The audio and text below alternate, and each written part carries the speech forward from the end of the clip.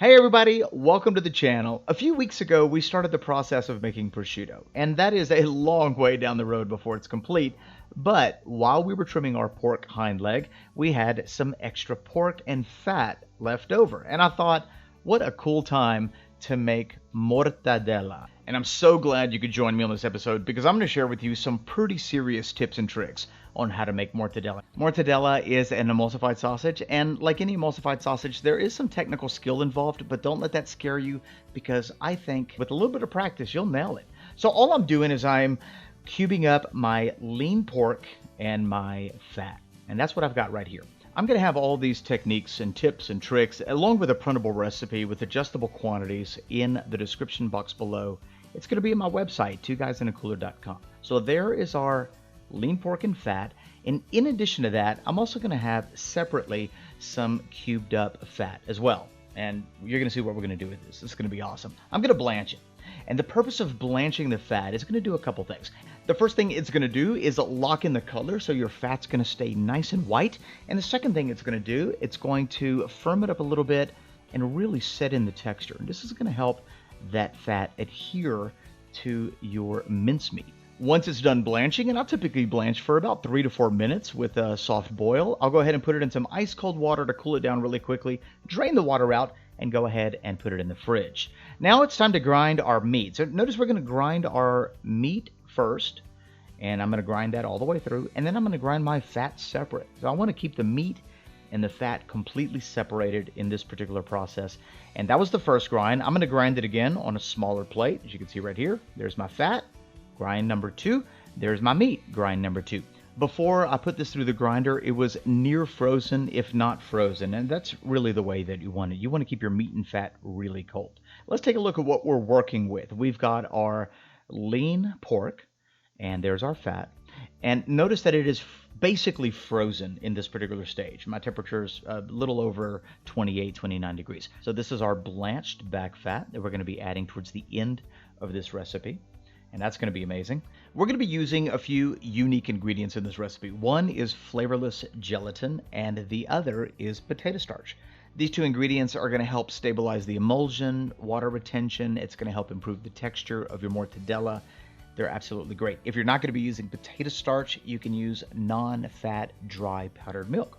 That does the same thing. Now let's go ahead and begin the process. Now we're going to be putting this inside of our food processor. The reason we're separating our lean from our fat is because protein extraction happens at a lower temperature, whereas the emulsion that we're looking to achieve happens at a higher temperature. So we're going to put our meat and our salt in first, and we're going to be trying to extract the myosin, which is the protein that's going to act as the emulsifier between the water and the fat. As we're blending this, we're going to add about half of our ice cold wine. We want to keep the temperature between 33 and 39 degrees Fahrenheit. At this temperature, we get maximum protein extraction, and that's what we're looking for. You also need to know that there's a direct correlation between the amount of time that's mixed and the emulsion that happens. If you mix it too long, regardless of the temperature, you could, in essence, break the emulsion as well, and you definitely don't want to do that. So this first step with the meat is going to take about 3 to 4 minutes, and your final temperature after your meat has been mixed will be somewhere in the low 40s, 40 to 45, somewhere in that range. Now it's time to add the fat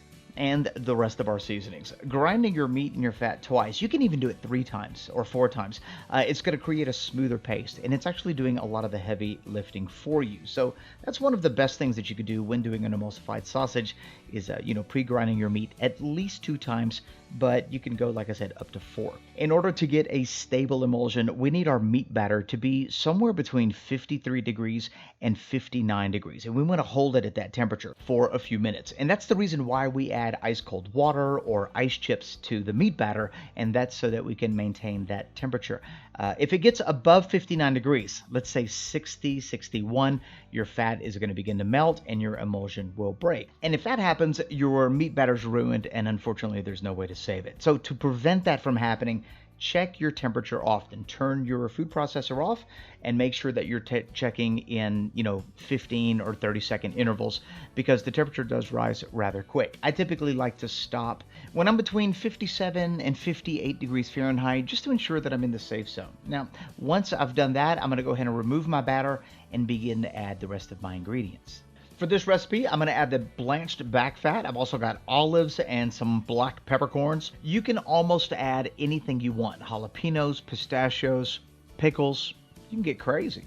We're going to go ahead and stuff this in our hopper, and let's take a look at the casing that we're using. We're using a casing that's lined with cracked black pepper. I got this from the sausage maker, and this thing is amazing. It'll leave you with a pepper-crusted product, no matter what you're putting in it. So we're going to have a pepper-crusted mortadella after it's all said and done. All right, let's go ahead and stuff the casing and get it ready for the smoker.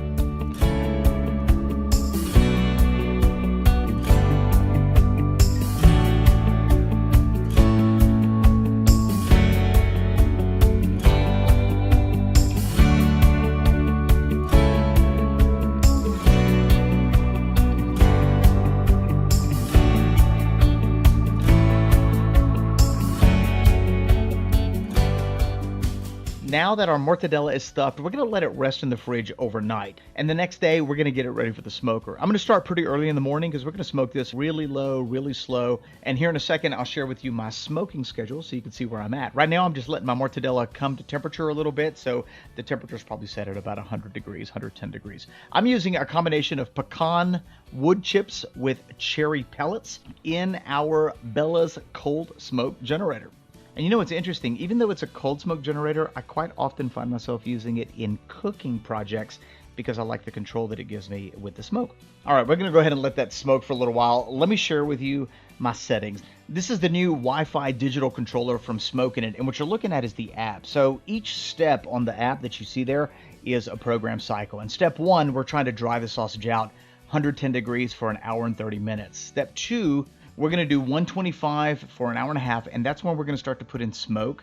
Step 3, we're going to go 135 for an hour and a half, then 145 for 2 hours, 150 for 2.5 hours, and then finally, it's going to raise to 175 degrees until the internal temperature reaches 150 degrees Fahrenheit. Low and slow is the name of the game. Once it's done, we're going to put it in an ice water bath to cool it down. Then we're going to set it in the fridge overnight. It's now the next day, and it's time to cut in to our pepper-crusted smoked mortadella. It smells amazing. We've done other versions of mortadella, Calabrian pepper with fat only. We sous vide it. Anyway, let's look at this one.